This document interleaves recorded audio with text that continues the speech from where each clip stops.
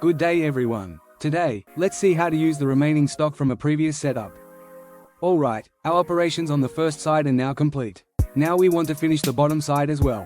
Go to the setup option in the top toolbar and select new setup. You'll now see that it's just like when we first created a setup, but now you need to orient your part. After that, select your Z plane for the orientation. Alright, now that you've set your origin point, go to the stock menu. This will be a bit different from when you set up the first time. For the mode, you need to select from preceding setup. Then, check the box below that says Continue Rest Machining.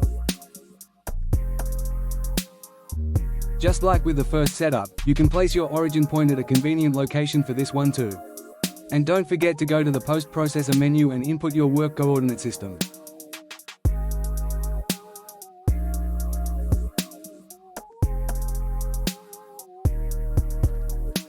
Alright, as you can see, we've finished setting up.